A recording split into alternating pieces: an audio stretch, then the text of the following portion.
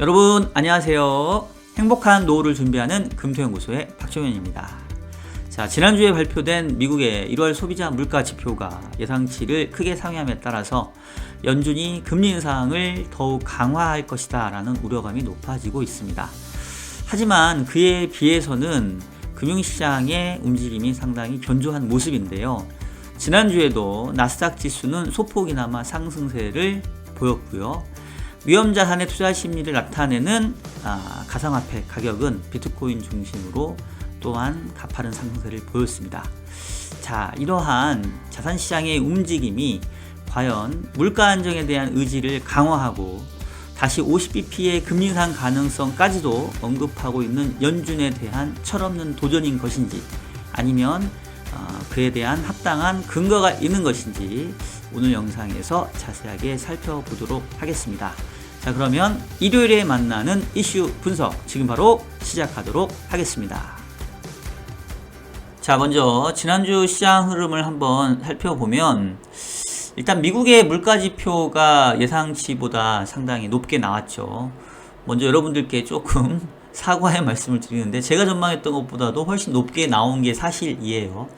저는 내심 설령 전월비 물가가 한 0.4 이 정도 나온다 하더라도 전년 동월비는 한 6% 초반 정도 나오지 않겠냐, 잘하면 5%대도 볼 수 있다, 이런 얘기를 했었는데, 결과적으로 예측치 6.2보다 높은 6.4가 나왔으니까 제 전망보다 상당히 좀 높게 나온 건 사실이고요. 왜 이렇게 높게 나왔는지는 제가 조금 뒤에 다시 한번 말씀을 드리겠고, 자, 그로 인해서 전체적으로 금리가 크게 상승하는 모습들을 보였습니다. 지금 미국채 2년짜리가 4.6%까지 올라왔고, 미국채 10년도 3.8, 이래서 거의 저점 대비 거의 50bp 정도 금리가 지금 상승을 했어요. 한국도 마찬가지로 국고채 3년 금리가 한때 3.1까지 하락하면서 기준금리 3.5보다 무려 40bp 넘게 가깝게 역전되어 있었는데, 이제 50bp 올라와서 기준금리 3.5에 3년짜리 3.6%면 이제 약간 정상시장으로 조금 이제 커브가 정상화됐습니다. 그동안 미국에서는 금리 인상 사이클이 조만간 끝나고 한국에서는 빠르면 연말 정도에는 금리가 인하되지 않겠냐라는 기대감들을 채권시장이 선반영하고 있다가 최근에 나오는 물가 지표를 보고는 이거 우리가 생각을 너무 나이브하게 했나 보다, 현재로서는 오히려 금리 인상이 강화되면 강화됐지 금리 인하는 이건 택도 없다, 이런 생각이 들면서 지금 금리가 크게 상승을 한 상황입니다. 그래서 전체적으로 최근에 이 통화 정책에 대해서 시장이 앞서 나간 기대감들이 좀 조정받는 모습들을 좀 보였다라고 할 수 있겠는데, 근데 재밌는 것은 주식시장은 그렇게 큰 타격을 입지는 않았어요. 지금 다우나 S&P 같은 경우는 약보합이었지만 나스닥은 어쨌든 간에 주간 단위로 소폭이나마 상승을 했고요. 중국이야 지금 미국하고 이 정찰 풍선을 둘러싸고 약간 갈등을 겪고 있으니까 조금 조정받은 게 그렇다 치는데, 한국 의외로 견조합니다. 지금 코스피가 지난주에 한 0.7% 떨어지긴 했는데 그래도 2450선에서 크게 벗어나고 있지 않고요. 코스닥은 오히려 상승세를 계속 조금 유지하는 이런 모습들을 보여주고 있어요. 아마도 최근에 이제 챗 GPT 관련돼서 AI나 로봇 관련된 그런 종목들이 조금 모멘텀이 있는 것 같고, 요즘에 또 국내 주식시장에서는 행동주의 펀드가 어쨌든 간에 이 소액주주들 또는 이 개인 투자자들의 주주 권리 부분들을 좀 이렇게 강화시키면서 대주주로 하여금 소액주주나 일반 개인 주주에 대한 주주 환원 정책들을 이제 이끌어내다 보니까 이런 것들이 상대적으로 주식시장에는 조금 선방하고 있는 요인 같습니다. 특히 이제 SM을 둘러싸고 하이브하고 카카오하고 상당히 좀 대립을 하고 있는데, SM 주식을 들고 계신 분들은 좋으시겠어요. 저는 없는데 미리 이런 어떤 경영권 분쟁 내지는 또 이 행동주의 펀드들이 이렇게 가세해서 뭔가 기존에 저평가되어 있는 주식시장 주가를 좀 올리는 이런 부분들은 나름 좀 긍정적인 효과도 좀 있지 않나. 물론 이제 거기서 발생하는 여러 가지 조금 문제점도 있지만, 하여튼 이제 그런 것들이 최근에 국내 주식시장 그리고 미국 같은 경우는 전체적으로 이 챗 GPT가 낳은 이 반도체 사이클이 좀 빨리 돌아갈 수 있는 부분, 뭐 이런 것들이 상대적으로 주시장을 좀 선방하게 만드는 요인 같습니다. 자, 그런데 문제는 어쨌든 간에 지금 금리가 다시 가파르게 상승세를 보였기 때문에 또 미국의 물가가 생각보다 높기 때문에 이제 결국은 긴축이 강화되면 최근에 주식시장이 이렇게 견조하게 올라온 거는 이거는 다 이 사상 누각 아니냐, 하루아침에 그냥 사그라들 수 있는 거 아니냐, 허물어질지도 모른다, 이제 이런 우려들이 지금 있는 거죠. 이제 그에 대한 좀 얘기를 할 건데, 자, 일단 미국의 물가 지표를 조금 더 분석을 해 보도록 하겠습니다. 미국 물가가 지금 실제가 6.4가 나와서 전월하고 사실 거의 큰 차이가 없는 이런 모습들을 보였고요. 전월비로는 0.5%로 이제 확 치고 올라갔어요. 그래서 물가가 조금 안정화되는 모습에서는 지금 상당히 좀 벗어난 듯한 모습들을 보여주고 있고요. 근원 CPI 기준으로도 전월비가 좀 올라왔고 전년 동월비도 지금 마찬가지입니다. 그래서 지난 그 6월 달을 고점으로 좀 물가가 하향 안정화된 그림에서 그래서 최근에 연준도 그 파월 의장이 디스인플레이션 이런 얘기를 좀 하지 않았겠습니까? 근데 그런 부분들에 대해서 지금 과연 디스인플레이션 맞아? 다시 물가가 올라가는 거 아니야? 이제 그런 우려감이 높아지고 있는데 일단은 1월달 물가 지표에 대한 저의 판단은 예상보다 높은 거는 사실이에요. 그치만 기존의 하락 추세를 훼손시킬 정도는 아니다. 여전히 물가는 고점을 찍고 하락하고 있다. 이렇게 말씀을 드리고 싶고요. 이에 대한 분석 리포트들이 몇 개 있는데 제가 조금 내용이 괜찮은 것들 좀 소개시켜 드리도록 하겠습니다. 일단 이제 제가 미국 물가 분석에 대해서 제일 잘 참고하는 그 보고서가 유진투자증권의 이정훈 이코노미스트가 이제 쓴 보고서 주로 참고를 하는데, 자, 지금 일단 제가 봤을 때는 이제 두 가지 요인이 가세한 것 같아요. 예상보다 물가가 높게 나오고, 첫 번째는 테크니컬한 요인. 여기서 말하는 테크니컬한 요인은 왜 그 지난 12월 달에 소비자 물가 지표가 원래 발표될 때는 전월비 마이너스 0.1이었는데 플러스 0.2로 바뀌었단 말이에요. 플러스 0.1로. 그게 왜 그러냐면 그 계절 조정 지수를 좀 변경해 주는 부분이 있었습니다. 그래서 그 원래 정기적으로 계절 조정 지수를 조정을 해서 이제 원지수와 계절 조정 지수 간의 이제 상관성을 이렇게 나타냈는데 그 부분이 그 좀 바뀌면서 약간의 테크니컬한 그런 그 변화들이 있었어요. 이제 그 부분에 대해서 지금 나타낸 게 이건데, 여기 제가 또 하나 오늘 이제 참고할 자료가 이 메리츠 증권 누굽니까? 여기 이승훈 애널리스트가 쓴 자료인데요. 여기 보시면 요번에 이제 계절 조정을 하게 되면서 기존 그 기준하고 새로운 기준하고 뭔가 조금씩 바뀌어 있어요. 그래서 어쨌든 작년 12월 달에 물가 전월비가 마이너스 0.1에서 플러스 0.1로 바뀔 거는 이 계절 조정의 요인인 거고, 실제로 원지수는 크게 차이가 없었습니다. 그래서 약간 테크니컬한 요인이 있었다라는 거 하나. 그 다음에 두 번째는 1월 지표가 높게 나온 거는 이제 올해 들어서는 각 CPI의 주요 품목의 가중치 변화가 생겼습니다. 기존에는 2년에 한 번씩 이 물가 바스켓의 가중치를 변경했는데 올해부터는 이제 연애에 한 번씩 바꾸기로 바뀌었다고 하더라고요. 그래서 그 물가를 측정하기 위해서 이제 물가의 주요 항목들이 있을 거 아니겠습니까? 근데 그 항목들에 대한 가중치가 정해져 있어요. 근데 그 가중치가 올해 1월부터 바뀌었다는 거예요. 그래서 어떻게 바뀌었냐면 여기 이제 정리가 되어 있는데, 일단은 식품은 기존에 13.87%였던 게 13.53%로 조금 감소했습니다. 그리고 이제 늘어난 게 뭐냐면 주거 쪽 보면 기존에 43% 가중치가 44.38로 좀 늘어났고, 주거 서비스도 33.27이 34.41로 늘어났어요. 그래서 보시는 것처럼 주거와 주거 서비스 쪽의 섹터가 가중치가 많이 늘어났습니다. 그래서 그냥 평상시 같았다고 한다면은 뭐 차이가 없을 수도 있는데, 이렇게 주거 쪽 섹터의 가중치가 늘었기 때문에 주거 쪽의 비용이 조금이라도 올라가게 되면 이게 더 물가는 높게 만드는 그런 요인들로 작용했을 수 있다. 이런 얘기이고요.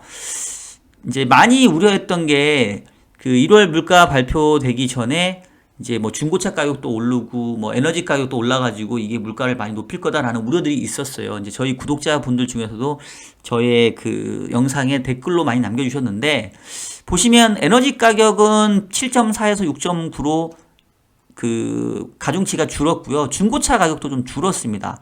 그래서 사실 이쪽은 그렇게 큰 영향을 주지 못했고, 그다음에 이제 만하임 중고차 가격이 다시 상승하기 시작해서 뭐 물가 올라갈 거다 얘기했었는데, 실질적으로 CPI의 항목에는 중고차 가격은 여전히 하락세를 보였어요. 약간 좀 시차가 있나 봐요. 그래서 1월 달에 물가 지표가 높게 나왔던 거는 에너지 가격, 중고차 가격도 물론 오르긴 했지만 이쪽보다는 이제 주거 쪽의 섹터의 비중이 좀 높아졌기 때문인데, 이 높아진 비중에다가 실질적으로 이제 항목별로 어디가 높아졌는지를 이렇게 살펴보니까, 핵심 서비스 물가가 지난 12월 7.0에서 7.2로 전년 동월비 올랐고요. 그 중에 보게 되면 주거비가 7.5에서 7.9로 올랐습니다. 그 다음에 거주지 외 숙박비용도 3.2에서 7.7 정도로 올랐고요. 그래서 결국은 말씀드렸던 것처럼 1월 달에 이제 물가 지표가 이제 크게 올라간 부분은 기본적으로 경기가 센 것도 맞아요. 경제가 상당히 좋고 견조하기 때문에 물가가 잘 안 떨어지는, 이른바 우리가 스티키하다고 얘기하는 게 끈적끈적하게 물가가 웬만큼 잘 안 떨어지는 속성이 있는 거, 플러스 이런 계절적으로 가중치의 변경이 나타나면서 이 주거 쪽의 섹터 비중이 높아졌는데, 그쪽이 특히나 좀 상승세를 좀 더 보이는 부분이 있겠다. 그 정도로 저는 좀 해석을 하고 있고요. 그럼 이제 앞으로가 중요한데, 결국은 지금 앞서 보여줬던 것처럼 이 주거 쪽 섹터의 비중이 상당히 지금 늘어나 있기 때문에 이쪽에서 뭔가 조금 의미 있는 하락세가 좀 나타나야 됩니다. 자, 그런데 제가 지금 계속 뭐 몇 달간 지금 얘기를 했던 것들이, 일단은 주거 쪽 비용은 시간의 문제라고 생각을 하고 있어요. 여기 보시면은 요 굵은색 파란색이 쉘터 CPI라고 해서 이 소비자 물가 항목 중에서 이 주거 관련된 비용이거든요. 보시면은 전년 동월비 상승률이 쭉 올라가지 않습니까? 요번에 아까 7.9 정도인가로 올라갔다고 말씀을 드렸죠. 자, 그런데 이 주거비 상승률에 선행하는 게 바로 그 렌트비거든요. 그 진로사에서 제공하는 그 인덱스를 보게 되면 얘는 이미 상당 부분 꺾여서 지금 내려오고 있어요. 이게 약 9개월 정도의 지금 시차를 있다고 좀 얘기를 하는데, 지금 이 정도면은 이제 조만간에 이 주거 항목의 물가 상승률도 떨어질 가능성이 지금 이제 임박했다, 이제 이렇게 보고 있고, 그 후에 궤적이 상당히 가파르니까, 만약에 이 궤적대로라고 한다면은 그 쉘터 CPI 그로스가 현재 7.9에서 뭐 여기 한 5%, 6%만 떨어진다고 하면 뭐 물가에는 상당히 많은 하락 압력을 가할 수 있고요. 그리고 이제 임금 상승률도 지금 계속 흘러내리고 있잖아요. 근데 요것도 이제 주거비 제외한 서비스 가격 물가하고 상당히 연관성이 있고 시차가 약 6개월 정도 있는데, 역시 얘도 좀 꺾여 내려오고 있기 때문에 요번에 물가 지표가 분명히 예상보다 높았고 잘 안 떨어지는 모습을 확인시켜 준 거는 맞지만, 그렇다고 해서 얘가 다시 상승세로 전환된다? 그럴 가능성은 저는 거의 없다, 이제 이렇게 생각을 하고 있고요. 그렇다고 하면은 이제 향후 물가의 궤적에 대해서 많이 궁금해 하실 텐데, 제가 가지고 있는 그 물가 전망 분석 툴을 다시 한번 좀 보여드리도록 할게요. 자, 제가 가지고 있는 물가 추정 모형인데, 뭐 사실 좀 모형이라고 얘기하기에 좀 민망한 부분이 있습니다. 저는 이제 주로 기저효과랑 그 다음에 이제 예전 수준으로 물가가 돌아갈다면, 내지는 뭐 전월비 프로젝션을 우리가 뭐 0.4, 0.3 뭐 이런 식으로 물가에 대한 상승 압박이 얼마인지 그 부분을 이제 입력을 하게 되면 얼마 정도 물가 상승률이 나오는지 이제 역산하는 일종의 그냥 추정 모형치보다는 수치 모형인데, 지금 올해 1월 달이 이제 6.4로 물가 상승률이 제법 높았죠. 그러면 이제 다음 달 2월 지표에서는 얼마가 될 거냐인데, 설령 다음 달에도 전월비 0.4, 내지는 전월비 0.5 정도의 물가 상승률을 보인다 하더라도 전년 동월비로 환산해보면 5%대 후반 내지는 6% 초반까지는 충분히 나올 수 있는 그런 상황은 되는 것 같아요. 그래서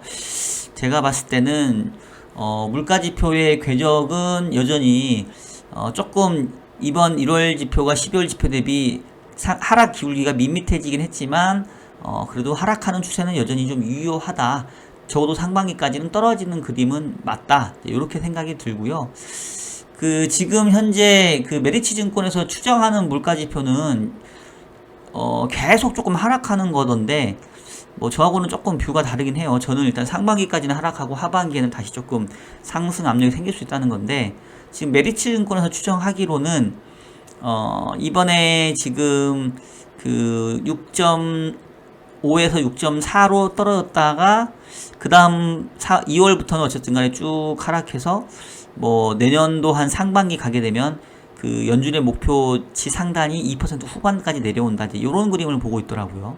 이제 제가 예상하는 그림은 떨어지지만 오히려 하반기엔 좀 올라갈 수 있다 이건데 이제 요거는 앞서 얘기했던 것처럼 이제 추정치에 의한 전월비 물가를 전년 동월비로 환산하는 거니까 뭐 추정 모형보다는 수리 모형 정도라고 생각하시면 될 것 같고요. 지금 메리츠에서는 각 항목별 기여도를 통해서 이제 계산을 했습니다. 그래서 어쨌든 공통적인 거는 뭐 기조 효과이든 테크니컬한 뭐 요인이든 간에 확실한 것은 향후의 물가 궤적이 여전히 하락 추세에서는 벗어나지는 않는다. 이제 그렇다고 보면 지금 주말간에 내지는 1월달 물가지표 발표된 이후에 연준 내에서 50bp 금리 인상 가능성이 갑자기 이제 언급이 되기 시작을 했습니다. 참고로 지금 3월 22일 날 있을 3월 FOMC에서는 25bp 인상 가능성을 82%, 그다음에 5월에는 또 추가로 25bp 인상 가능성을 76%, 그다음에 이제 6월까지 금리 인상 25bp에서 5.25에서 5.5가 될 확률을 지금 53%로 예상을 하고 있는데 현재 12월 FOMC에서 연준이 점도표로 내세웠던 게 5에서 5.25니까 지금 연준의 점도표보다도 한 번 정도 더 인상할 수 있을 거야 라고 지금 시장의 컨센서스는 좀 바뀌어 있는 상황이고요. 그랬다가 연말 가면 그래도 한 5에서 5.25 정도 수준이 되지 않겠냐 이제 이렇게 좀 바뀌었습니다. 그리고 이 와중에 3월 달에 있는 FOMC에서 25bp가 아니라 50bp가 인상될 확률이 처음으로 그전에는 없다가 이제 18%로 좀 부각이 됐어요. 그게 이제 로레타 메스터하고 그 다음에 이제 제임스 블러드 두 연은 총재 분들이 최근에 이 물가를 봤었을 때는 50bp 금리 인상도 고려해야 된다. 이제 이런 얘기 하면서 조금 이 가능성이 높아졌는데 일단 이 두 분은 여러분 생각을 하셔야 되는 게 올해는 투표권이 없습니다. 연준 내에서 지금 가장 매파적인 성향을 띠고 있는데 로레타 메스터하고 이 제임스 블러드는 올해 투표권이 없어요. 투표권이 없다 보니까 좀 더 세게 하는 그런 경향이 있는 것 같고 반면에 토마스 바킨 요 분이 지난 주말에 25bp 금리 인상이 자기가 봤을 때 좀 합리적이다. 왜냐면 좀 유연성이 있다. 그래서 다시 조금 주말 넘어가면서는 그래도 50bp보다는 25bp의 인상 가능성을 시장은 좀 더 높게 보고 있고 다만 기존에는 3월하고 5월까지 금리 인상해서 5에서 5.25 정도에서 끝날 걸로 생각했다면 6월까지도 한 번 더해서 5.25에서 5.5가 될 확률을 좀 높게 생각을 하고 있다. 이제 이 정도인데 일단은 뭐 3월, 5월, 6월 요거는 아직은 시간이 조금 많이 있고요. 그 다음에 3월 22일이 3월 중후반에 있기 때문에 지금 미국의 물가 지표를 한 번 더 확인합니다. 지금 이제 1월 지표가 지난 2월 14일 나왔으니까 2월 소비자 물가 상승률은 3월 중순께 정도 나온단 말이에요. 그럼 이제 그거를 본 다음에 3월 FOMC에서 결정을 할 거니까 제가 봤을 때는 2월달 물가 지표까지는 좀 더 확인을 하고 통화정책에 대한 전망을 해도 늦지 않다라는 생각이 들고 앞서 얘기했던 것처럼 기본적인 추정 모형으로 봤었을 때는 그래도 2월 지표는 적어도 6% 초반 내지는 5% 후반까지는 떨어질 수 있는 개연성은 충분히 있다. 2월 달에도 물가 지표가 6%대 내지는 지금보다 더 높게 나오려고 한다면 이제 어떤 정도의 물가가 나와야 되냐면 그 전월비 물가로 봤었을 때 지금 아까 쭉 얘기했던 것처럼 에너지 가격도 유가가 더 크게 올라야 되고요. 그 다음에 뭐 중고차 가격도 더 올라야 되고, 그 다음에 또 뭐가 있을까? 주거비, 특히 주거비가 더 많이 크게 올라가야 됩니다. 근데 앞서도 얘기했던 것처럼 이 주거비 가격은 선행하는 지표들이 이미 꺾였거든요. 가격 지표들이. 그래서 뭐 계속해서 주거비가 높은 수준을 유지하면서 소비자 물가 상승률을 다시 상승 추세로 전환시킨다? 이렇게까지 보는 거는 저는 또 너무 과하게 우려하는 것 같고, 1월 달에 물가 지표를 통해서 우리가 인정해야 될 부분은 정말로 물가 지표가 떨어지기가 만만치가 않구나. 연준이 해야 될 일이 여전히 있겠구나. 적어도 금리 인하는 쉽지 않겠구나. 이제 요 정도로만 인식을 하는 게 맞다고 보고요. 25bp로 이미 금리 인상의 속도를 줄였는데 다시 여기서 50bp로 금리 인상 속도를 다시 빠르게 한다? 이거는 저는 조금은 맞지는 않다고 봅니다. 왜냐하면 이미 기준금리 레벨이 4.75까지 상단에 왔기 때문에 여기서는 이 토마스 바킨 총재가 얘기하는 것처럼 25bp 금리 인상을 통해서 이제 미세 조정을 해야 되는 국면에 왔지, 막 50bp씩 금리를 퍽퍽퍽 올려야 될 정도로 지금 뒤처져 있는 상황은 아니다라고 생각을 하고요. 제가 지금 말씀드린 내용이 또 야, 너 1월 물가도 낮게 봤다가 틀렸잖아, 이제 이렇게 혹시나 말씀하신다면 2월달 물가까지 보고 그때 가서 저를 질타를 하셔도 그럼 제가 그때는 정말 수긍을 하겠습니다. 일단 저는 2월달 물가에서는 분명히 하락할 가능성이 크다, 이렇게 좀 말씀을 드리고 싶고요. 자, 그래서 사실은 이제 중요하게 봐야 되는 거는 우리가 물가를 맞추는 게 목표가 아니라 결국 우리는 이제 투자를 하려고 매크로 지표를 봤던 거 아닙니까? 근데 아까 얘기했던 것처럼 자산시장이 견조해요. 뭐 주식 같은 경우도 그렇고, 아까 잠깐 얘기했던 것처럼 뭐 비트코인 이런 거 보세요. 지금 비트코인이 다시 3,200만 원 정도인데, 이게 장이 망가질 것 같으면 이렇게 이 가상화폐가 이런 모습을 보이겠냐고요. 지금 이더리움도 지금 같은 상승세인데, 그러니까 이게 작년 하반기하고 상당히 그림이 다른 게, 작년 하반기에도 연준의 금리 인상이 중단될 거다라는 기대감이 잠깐 있어서 주가가 올라왔다가 물가가 높게 나오면 어이구 우리가 잘못 생각했네 하면서 와르르 무너졌던 게 작년 시장이거든요. 작년에 뭐 10월부터 12월까지 신나게 주가가 많이 떨어지지 않았습니까? 우리 코스피, 코스닥도 마찬가지고. 근데 지금은 그런 상황은 아니라는 거예요. 자, 그러면 우리가 주목해야 될 거는 뭐냐? 제가 앞에 타이틀을 말씀 안 드렸는데, 요번 주에 제가 생각했던 타이틀은 중꺾마가 아니라 중꺾미.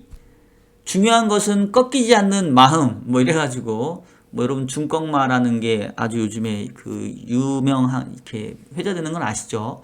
우리 지난번 월드컵이었나요? 월드컵 때도 뭐 한국이 16강 진출하면서 그 중꺾마가 이렇게 많이 이렇게 하셨던 것 같은데, 이제 저는 지금 우리 금융시장에서는 중요한 것은 꺾이지 않는 미국 경제다. 왜 자산시장이 지금 이렇게 상대적으로 견조한 모습 보이고 있냐? 미국 경제, 결국은 우리가 그 지난해 하반기, 특히 10월, 12월에 이 주가가 많이 폭락했던 이유는 연준의 통화 긴축이 결국은 미국 경제를 망가뜨릴 거다라는 우려 때문이었거든요. 근데 지금 최근 몇 주간 보고 있는 미국 경제는 전혀 그렇지가 않습니다. 오히려 더욱 강한 모습들을 보여주고 있어요. 특히 지난주에도 보면 미국의 소비 지표가 발표가 됐는데, 소매 판매 지표를 한번 보면 어딨냐? 예, 소매 판매가 전월비로 예측이 1.8였는데 3.0. 뭐 말도 안 되게 지표가 높게 나왔고요. 전년동월비로도 지금 뭐 코로나 때 급격하게 마이너스를 보였다가 그 이후에 엄청나게 보복 수업에 의해서 플러스를 보였는데, 이렇게 높은 소비를 보였으면 사실은 소비가 떨어질 법도 한데 여전히 계속 견조한 6%대 전후에 높은 소매 판매 상승률을 보여주고 있습니다. 미국 경제의 70%가 소비로 이루어져 있는 건 여러분은 아실 거고, 이렇게 견조한 소비는 결국은 미국 경제의 성장을 높일 건데, 그래서 지금 현재 GDP 나우에서 추정하는 미국의 1분기 성장이 얼마냐면 2.5%예요. 근데 여러분 기억을 떠올려 보시면 작년 12월에 연준이 예측한 올해 미국의 연간 성장률이 0.5%밖에 안 되거든요. 근데 지금 1분기 성장률이 2.5%라는 얘기예요.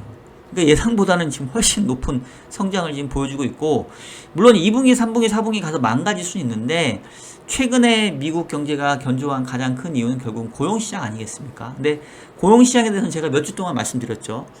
현재 미국의 고용시장이 구조적으로 노동의 공급이 수요 대비 적다. 그래서 웬만큼 이 노동시장이 망가지기가 쉽지가 않고, 그렇다고 한다면 예전에는 5%에 육박하는 금리 수준에서는 미국 경제가 못 버티고 망가질 가능성이 컸다고 하면, 지금은 꽤 오래 버틸 만한 그런 맷집을 지금 갖고 있다는 거고, 이런 상황이면 올해 미국 경제가 생각보다 그렇게 나쁘지 않을 수도 있다라는 겁니다. 그래서 그게 바로 최근에 이 자산시장을 여전히 좀 지지하고 있는 가장 큰 원동력이 되지 않을까 싶고, 제가 봤을 때는 미국의 금리 인상의 속도가 25bp에서 다시 50bp로 빨라지지만 않는다고 한다면, 현재 주식시장 입장에서는 연준의 금리 인상보다는 미국 경제가 여전히 강한 모습을 보이고 있는 부분에 더 점수를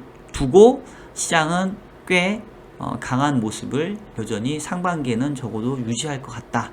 이렇게 저는 판단을 하고 있습니다.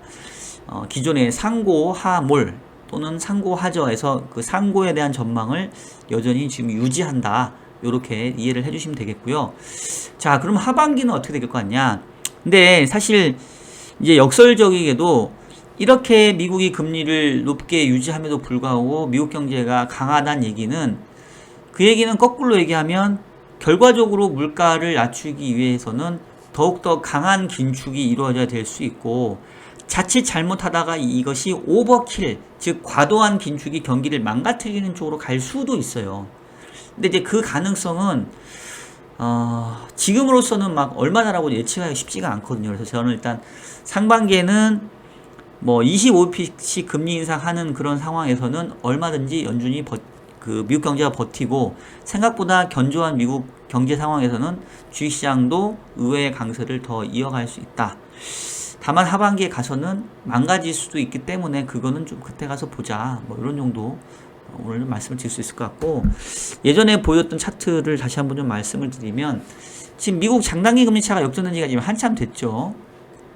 그런데 과거를 보니까 장단기 금리 역전된 이후에 경기 침체가 올 때까지 시차가 대략 16개월에서 한 17개월 정도, 한 1년 반 정도 걸리는데, 요 정도 시차를 지금 감안해보면 올해 미국 경제 침체 시기는 빨라야 올해 하반기 정도인 거고, 그리고 경기 침체가 오기 직전까지 미국 주식시장은 뭐 짧게는 11개월, 길게는 20개월까지도 상승세를 보이는데, 그 기간 동안 상승률이 어마어마해요. S&P 27%, 뭐 나스닥 18%, 적게 상승해봤자, 많게는 뭐 나스닥 같은 경우는 280%, 거의 2배 넘게 랠리를 보인 적도 있기 때문에 이제 요거는 약간 아웃라이어 같고, 대충 장단기 금리 차가 역전되고 경기 침체가 올 때까지 16개월, 18개월 정도 되는데, 그 기간 동안 주가는 20%, 30% 올라버리더라. 그 다음에 이제 망가져 버리거든요.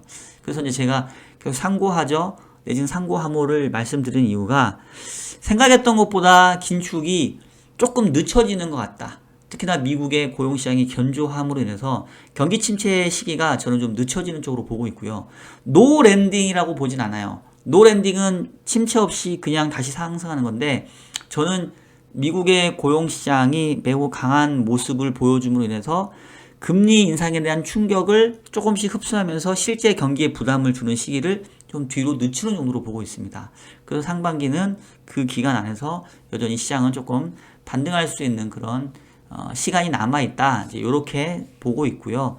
하반기 가서는 노 랜딩이 아니라 늦춰진 경기 침체가 뭐 그게 하반기가 될지 내년이 될지 어쨌든 한 번은 침체를 겪고 가야 되기 때문에 그 부분들에 대한 부분은 여전히 조금 퀘스천 마크이다. 근데 그거는 하반기에 가서 고민해도 늦지 않다. 뭐 이런 정도 말씀을 좀 드리도록 하겠고요. 자, 마지막으로 다음 주 일정만 살펴드리고 이제 끝낼 텐데, 다음 주 일정 넘어가기 전에 여러분 좋아요, 댓글 많이 남겨주시면 영상 제작에 큰 힘이 되고요. 최근에 여러분 좋아요를 많이 이렇게 눌러주셔가지고 그래서 그런지 조회수도 좀 많이 늘어나고 있는 것 같아요. 댓글도 많이 남겨주시는데 제가 웬만하면 댓글에 좀 답을 달려고는 하는데 제가 조금 바쁠 때는 좀 못 달아도 여러분 이해해 주시고, 여러분이 질문하시는 거는 제가 웬만하면 답을 다 합니다. 그러니까 뭐 잘 봤습니다, 좋은 영상 감사합니다 이렇게 해주시는 거는 그냥 제가 하트 표시, 저도 이제 엄지척만 해드리는데 저한테 이제 물어보시거나 뭐 질문하시는 거는 제가 시간을 두고라도 답변을 드리니까 뭐 궁금하신 거 있으시면 일단 물어봐 주시면 제가 여유 될 때 답변을 달아드리도록 할게요. 자, 일단 다음 주에 뭐 일정들 많이 있는데 일단 제일 우리가 주목해야 될 거는 수요일날 있을 2월 FOMC 의사록이죠.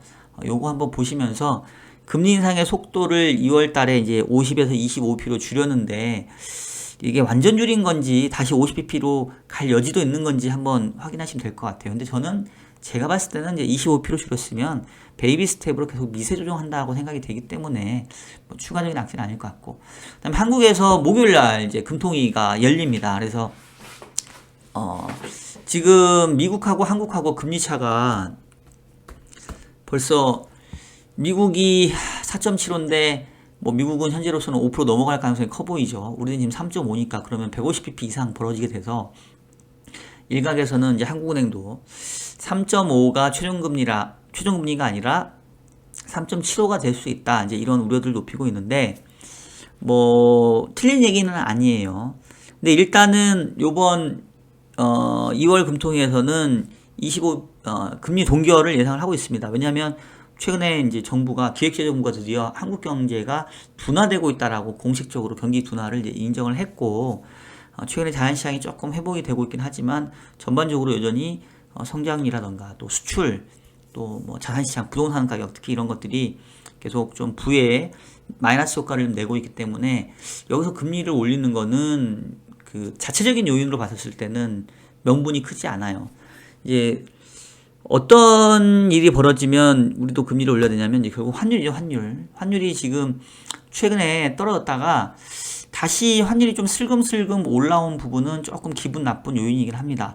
지금 원달러 환율이 어느새 1,300원 목전에 지금 나와 있긴 한데 지금 1,440원 갔던 게 1,200원 갔다가 지금 다시 1,300원 정도로 올라왔어요. 근데 제가 봤을 때는 그래도 작년에 1,400원대하고 지금 비교해보면 뭐 전혀 뭐 외환시장에 큰 문제 없고 외화 유동성에도 큰 문제가 없거든요. 그래서 제가 봤을 때는 이 정도 가지고 한국은행이 국내 경기 침체 위험을 무릅쓰고 미국이 금리를 올리니까 우리도 쫓아가면서 금리를 올리자 이렇게 할 것 같지는 않고요. 일단은 금리를 동결하면서 향후의 상황을 좀 지켜보지 않겠나 싶고, 다만 뭐 25p 인상을 주장하는 소수 의견이 등장할 수는 있는데 제가 봤을 때는 요번은 아닌 것 같고 다음 달 정도, 다음번 회의에서 미국이 3월에 금리 인상하고 5월도 금리 인상해서 우리하고 격차가 더 많이 벌어지면 그때 가서는 소수 의견이 나올 수도 있을 것 같기는 해요. 근데 그거는 뭐 이번 금통에서는 아니니까 일단은 뭐 크게 영향은 없지 않을까 싶고, 오히려 이제 수정 경제 전망 발표할 때 올해 성장률 전망치를 1.6인가 기존에 1.7인가 봤던 거를 좀 더 낮출 수 있기 때문에 어쨌든 간에 국내에서는 물가보다는 경기에 대한 하방 위험이 좀 더 부각되는 그런 모습이 아닐까 싶습니다. 자, 그래서 전체적으로 뭐 저는 위험자산들 나쁘지 않다. 1월 달에 가파르게 상승했기 때문에 지금 2월에 조금 숨 고르고 조정받는 거는 너무너무 자연스러운 흐름이라고 생각을 하고요. 2월 달에 좀 숨을 고르고 나면 3월, 4월 뭐 2분기 초중반까지는 다시 상승세를 재기할 수 있는 쪽으로 보고 있고, 특히나 3월 중순에 발표되는 2월 소비자 물가, 그게 정말로 제 생각 예상대로 하락하는 모습이 다시 뚜렷하게 나타나면 시장은 다시 강해질 수 있다. 자, 보세요. 지난주에 물가 지표가 예상치를 그렇게 상회했음에도 불구하고 주가의 조정폭이 그렇게 별로 크지 않았는데, 만약에 물가 지표가 예상보다 낮게 나오면 위쪽으로는 제가 봤을 때는 훨씬 더 모멘텀이 크게 작용할 수 있다, 이렇게 보고 있습니다. 일단은 상반기에는 위험자산 투자가 여전히 유망하다고 보고 있고, 채권은 제가 최근에 들어서 별로 추천을 안 해요. 왜냐면 이미 국채금리가 기준금리 하회하고 있어가지고 별로 메리트 없다고 그랬잖아요. 그래서 실질적으로 금리가 많이 올라왔고, 조금 더 올라오면 뭐 사볼만 한데, 지금은 국채는 별로고 회사채 정도, 회사채는 여전히 금리가 조금 메리트가 있습니다. 그랬다가 오히려 뭐 국채는 하반기 가서 위기가 온다 싶으면 그때 검토 늦지 않으니까 채권은 회사채 위주 정도로만 여러분 생각하시면 되겠습니다. 자, 이 정도로 해서 오늘 영상 마치도록 하겠습니다. 자, 여러분 지금까지 일요일에 만나는 이슈 분석 보내드렸고요. 중요한 것은 꺾이지 않는 미국 경제 중꺾미, 이렇게 오늘 영상은 요약할 수 있겠습니다. 자, 날씨가 이제 조금씩 풀리면서 봄이 돼가는 기분인데요. 여러분들 환절기에 날씨 건강 조심하시고요. 그리고 한 가지 광고. 내일 2월 20일 날 그 연합인포맥스의 일부에 우리 1타 강사 오건영 부부장님이 나오십니다. 최근에 시장 상황 관련해서 저도 조금 이해가 안 되는 부분 우리 오 부부장님과 얘기를 나눠볼 예정이니까 여러분 연합인포맥스도 많이 애청해 주시기 바라겠고요. 저희 금태연구소도 매주 일요일 잊지 마시고 꼭 영상 구독해 주시면 감사하겠습니다. 자, 그러면 오늘 영상 저는 여기서 마무리하도록 할게요. 다음 주에도 더욱 유익한 영상으로 돌아오도록 하겠습니다. 여러분 안녕.